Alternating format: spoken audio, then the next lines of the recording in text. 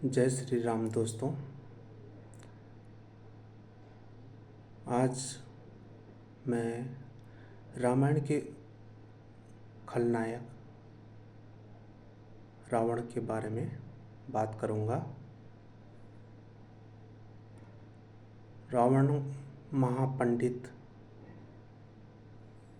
विश्रवा ऋषि का पुत्र और पुलत्स्य मुनि का नाती था।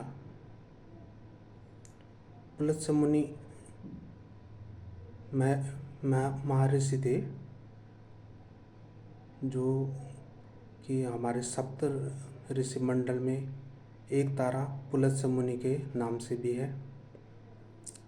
तो रावण उनका पोता था। अभी हमने दशहरे में कई फुट लंबा रावण जलाया। रावण प्रतीक है अधर्म का और राम प्रतीक है धर्म के। राम ने धर्म की लड़ाई लड़ी और रावण ने अधर्म की लड़ाई लड़ी। लेकिन सोचने वाली बात यह है कि उस युग का जो खलनायक था वो भी कितना महान था। रावण माता सीता को अशोक वाटिका में ले गया, अपने महल में नहीं ले गया। और रावण ने उसके बाद सीता माता को कभी हाथ नहीं लगाया। सीता हरण के बाद रावण ने सीता माता को कभी हाथ नहीं लगाया। इतना पवित्रता थी रावण के अंदर। और आज हम देख रहे हैं निठारी कांड, बंगाल कांड, अंकिता भंडारी कांड।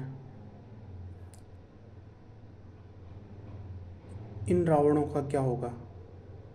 इनको हम कैसे जलाएंगे? देखते हैं हम आज कई बलात्कार के केस हो रहे हैं। हमारी माँ बहनें सुरक्षित नहीं है। तो हमको इन रावणों को भी जलाना है जो बुराई का प्रतीक है।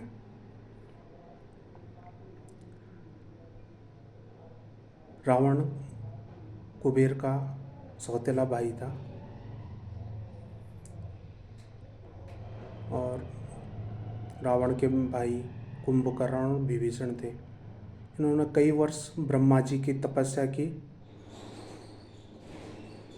और तब ब्रह्मा जी इन पे प्रसन्न हुए और रावण को वर दिया कि देव, धनुष, किन्नर, नाग, यक्ष आदि राक्षस ये रावण को हरा नहीं पाएंगे।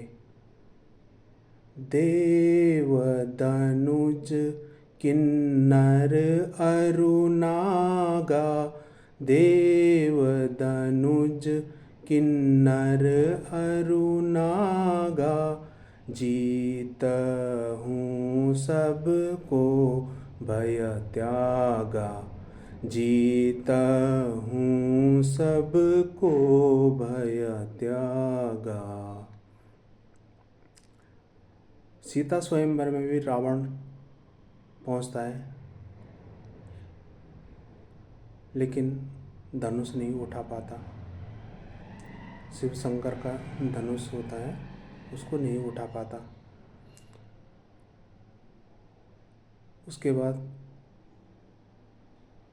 रावण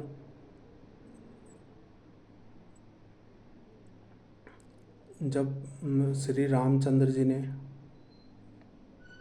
रामेश्वरम में शिवलिंग की स्थापना की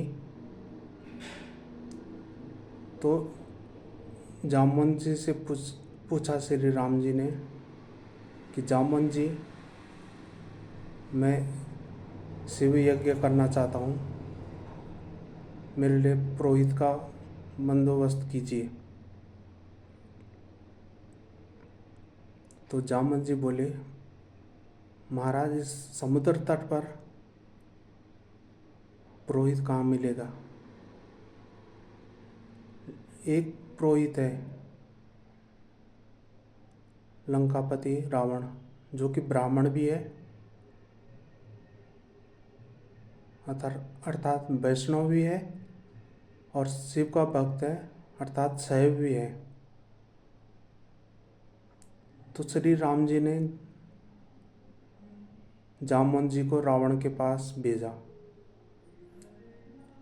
जामवंत जी लंका पहुंचे। जब रावण ने सुना कि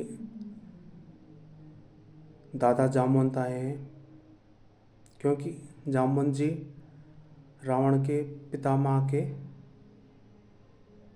दोस्त थे,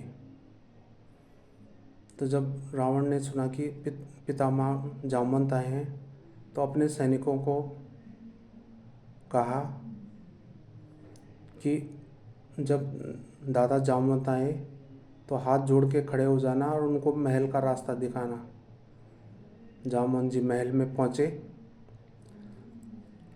तो रावण अपने सिंहासन से उठकर जामवंत जी के पैर छूता है, उन्हें प्रणाम करता है और कहता है, पितामह प्रणाम। फिर सभा बैठती है तो रावण जामवंत जी से पूछता है कि पितामह आज कैसे आना हुआ। जामवंत जी कहते हैं कि मेरे 2 यजमान हैं, वो शिव यज्ञ करना चाहते हैं। तो रावण बुद्धिमान तो था ही, 10 शीश कहा गया उसको, दशानन। उसके 10 सिर नहीं थे, 10 लोगों के बराबर IQ था उसके पास, 10 दिमागों के बराबर IQ, इसलिए उसको दशानन बोला। तो रावण ने कहा, कहीं आपके यजमान अयोध्या के निष्कासित राजकुमार राम और लक्ष्मण तो नहीं है। जामवंत जी ने कहा, हाँ महाराज, मेरे यजमान अयोध्या के निष्कासित राजकुमार राम और लक्ष्मण ही हैं। तो रावण ने कहा कि पितामह आप यज्ञ की तैयारी कीजिए, मैं सुबह प्रातः 5 बजे वहाँ पर यज्ञ में आ जाऊँगा। तो उसके बाद रावण अशोक वाटिका में गया और माता सीता से बोला, सीता, तुम्हारा पति राम शिव यज्ञ करना चाहता है और तुम्हें उसमें शामिल होना है।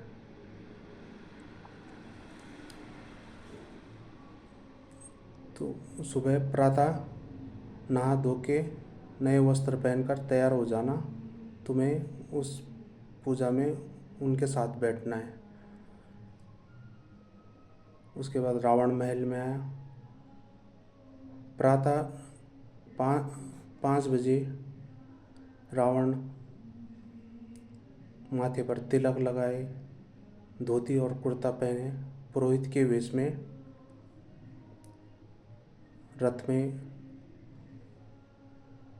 मेघनाथ और माता सीता को लेकर समुद्र तट पर पहुंचा, जहाँ पर श्री राम और श्री लक्ष्मण यज्ञ की तैयारी कर रहे थे। तो पूजा शुरू हुई। तो रावण ने पूछा, क्या मेरे यजमान विवाहित हैं? तो श्री राम बोले, हाँ आचार्य, मैं विवाहित हूँ। तो अपनी पत्नी को बुलाइए अपने मुआम में। तो उन्होंने कहा अभी मेरी पत्नी यहाँ पर है नहीं। तो जामवंत जी बोले कि आचार्य फिर पूजा कैसे संपन्न होगी बिना पत्नी के। तो रावण ने कहा पितामह मैंने आपको बोला था कि अगर मेरे यजमान के पास कोई सामग्री न हो तो मेरा कर्तव्य बनता है कि मैं उसको लेकर उस सामग्री को उपलब्ध कराऊं। रावण ने मेघनाथ को आवाज़ दी, कहा मेघनाथ सीता को लेकर आओ और श्री राम के मुआम में बिठाओ। उसके बाद यज्ञ शुरू हुआ। भगवान श्री राम आजानुबाहु, आजानुबाहु का मतलब होता है जिसके हाथ घुटने से नीचे तक आते हो। गाया भी गया है आजानुभुज सर चाप धर संग्राम जित खरदूषणम। बैठे बैठे श्री राम ने शिवलिंग का जलाभिषेक किया, शिवलिंग की स्थापना की रामेश्वरम में। उसके बाद दोनों भाइयों ने आचार्य रावण के पैर छुए और रावण ने विजयी भव का आशीर्वाद दिया। गाया भी गया है कि रामचंद्र का बना पुरोहित जय का वर दे आया। जब रावण जाने लगा तो श्री राम रावण से बोले आचार्य मेरे पास दक्षिणा के लिए कुछ नहीं है, मैं आपको दक्षिणा में क्या दे सकता हूँ। तो रावण ने कहा कि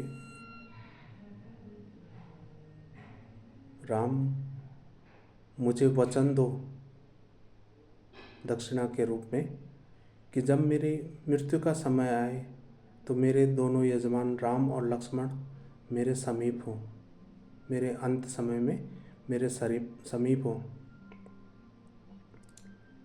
तो उसके बाद सीता जी रथ में बैठी और रावण सीता जी को लेकर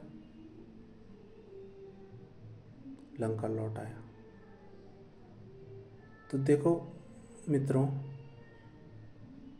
इस कहानी का तो खलनायक भी कितना सौम्य है।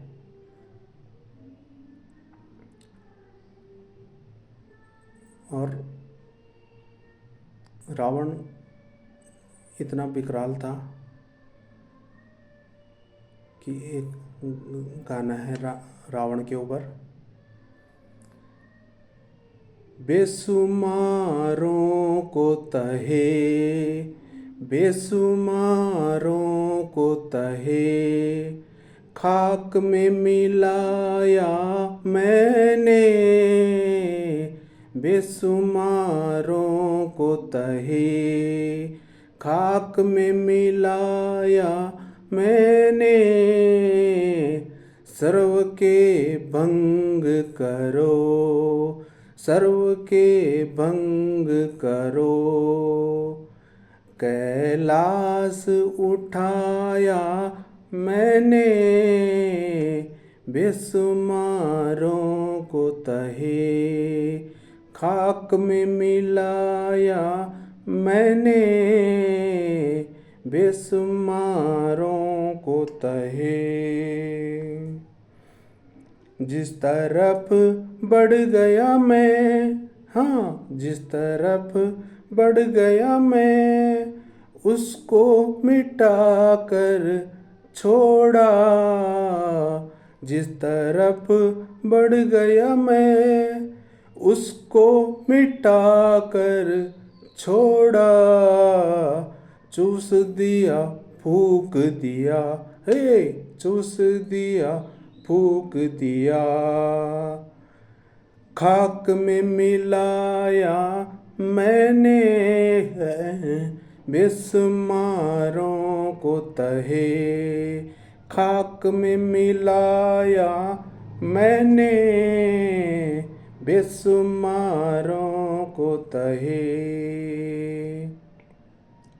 तो ये था दोस्तों रावण का कथा। आपको कैसे लगी कमेंट करके ज़रूर बताना, और लाइक और सब्सक्राइब करना मेरे यूट्यूब चैनल अनिल सिंह नेगी को। धन्यवाद। जय हिंद दोस्तों।